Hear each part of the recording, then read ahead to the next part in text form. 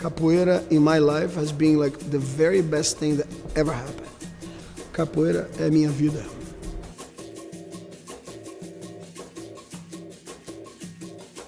It's a razor's edge between someone getting hit very hard and the beauty of the escape. A capoeira é uma coisa que existem os movimentos básicos, as músicas tradicionais, mas ela está em transformação o tempo todo.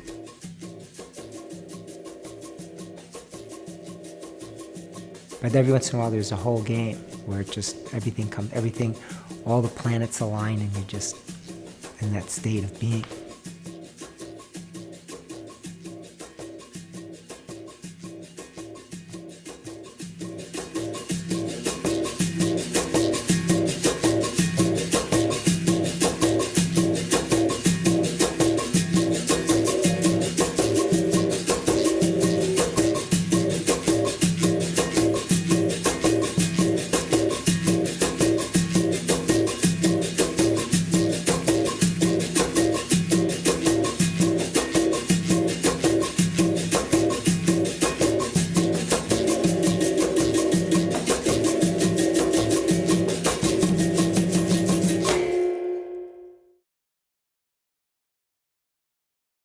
What we know about capoeira, in my opinion, is what we learned from the old people by the word of mouth. What is said, it was developed in Brazil in the 16th century by the African slaves as a way for them to defend themselves. They didn't have the weapons to fight for their freedom, so using movements of their own dances, their own martial arts, they created something that they could use. They used that music and they disguised the fights in some kind of native dance. A capoeira foi criada pelos negros africanos no Brasil pela necessidade de liberdade. The first thing that actually caught my eye was how relevant it was to me. Being somebody into combat sports and combat arts, I always felt that capoeira was very unrelated and not relative. And then I was actually playing people, all of these really great players that were, even with my 20 years of experience, were just whipping my ass. The beginning of capoeira is very simple, it's the basics. First you learn to defend yourself, to escape, cocorinha, esquiva, do the ginga, which is the most important step of capoeira, to then learn to attack. We have a number of movements that we do, but each of those movements could be done differently. And the timing and the placement and how far you go with the moves and how fast you go with the moves and how you do them, whether your body is tense or whether you're relaxed, then becomes the richness in the game. If you stop and freeze in any moment, you can start to see how many different and new ways that you could move from that position.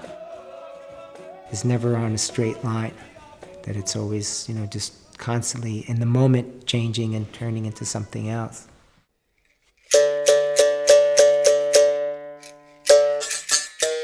Context of the game has to do with the berimbau itself. The mestre of the roda is really the berimbau. Middle berimbau is the one who's going to dictate the tone of the roda, the tone of the game, how fast you play, how hard you play, what kind of things that they're looking for, whether they're looking for more of a joyful, playful kind of game, to the more direct and more physical. Singing is going to be taking the game in new different directions. It'll be highlighting things that are happening in the game, therefore illuminating the players to what it is that the singers want to see, and it's also singers telling the players what they want to see if they're not seeing it at that time. The roda is the circle where the game happens. Well, anytime something is performed in the street, people make a circle and gather around.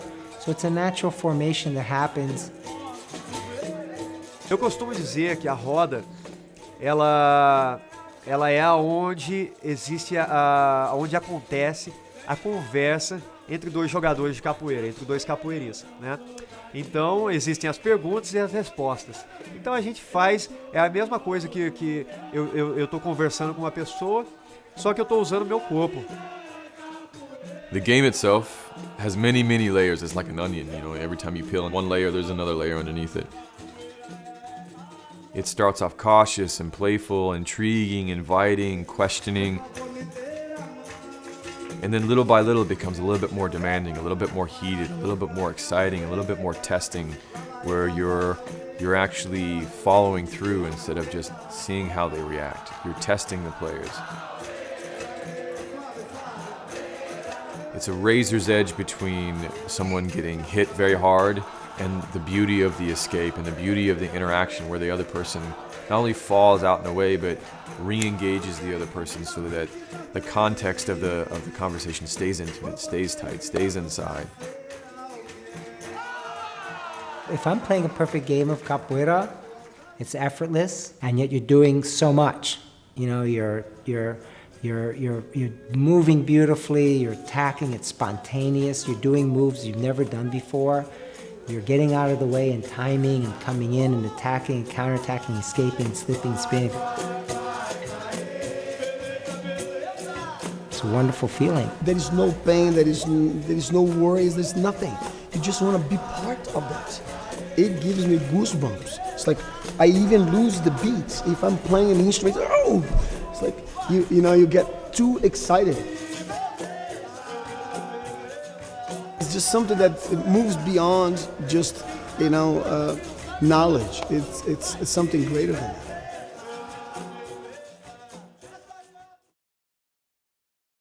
People said that the roda represented the world. Volta ao mundo, to take a trip around the world, is another way of saying that the roda itself represents the world outside. And that what we do in here is a way to learn to behave so that we can take it outside. The ability to access territory at your will allows you opportunity, security, safety, freedom, and fun, enjoyment. And if you can understand that ability to move within your environment at any time and have that control and be able to navigate all the obstacles in your way, all the obstacle generators, which is what the other capoeirista is, just presenting you obstacles that you have to overcome. This foot has to be placed far enough away and up. Allows you to take the obstacles in your life and be able to determine and devise ways to overcome them or undershoot them and create that freedom and security and strength. The freedom that you experience is in every realm of capoeira. It's in the way that you move, it's in the way that you play, it's in how you sing, it's in how you feel. I think at the end of it, what we would left off, it should be forever, is the respect that one has for the other. Shaking the hand, and you took me down today, next time you watch out. And that's the story of capoeira.